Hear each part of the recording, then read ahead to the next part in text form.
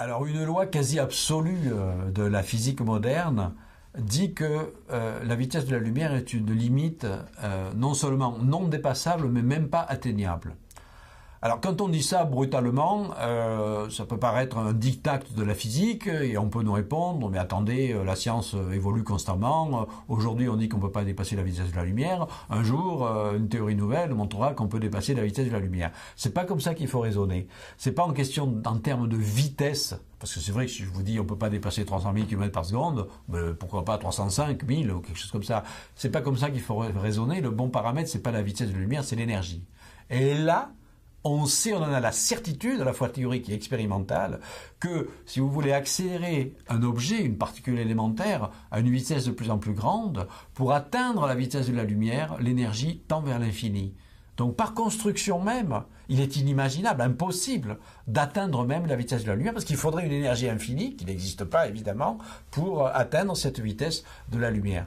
Alors, il n'empêche que des physiciens, parce que les physiciens sont toujours très imaginatifs, ont imaginé un autre monde, un monde symétrique du monde naturel, où il y aurait des particules qui circuleraient plus vite que la vitesse de la lumière.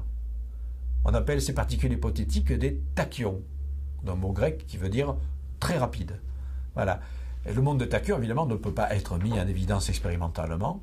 C'est probablement effectivement une fantaisie mathématique qui n'existe pas dans la nature. Et donc, le monde des tachyons n'existe pas. Bon.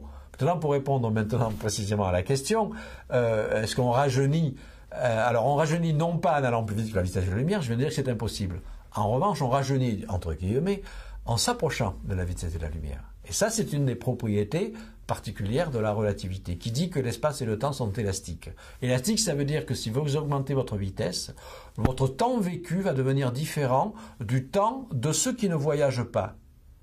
Je rappelle, il y a un célèbre paradoxe, qu'on appelle le paradoxe des jumeaux, qui n'est pas en fait paradoxal, c'est-à-dire c'est pas une contradiction, mais ça peut paraître surprenant.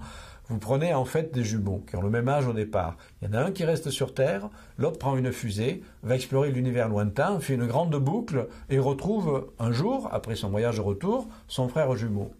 Le voyageur a vécu 5 ans dans son vaisseau spatial. Quand il revient sur Terre, 40 ans se sont écoulés.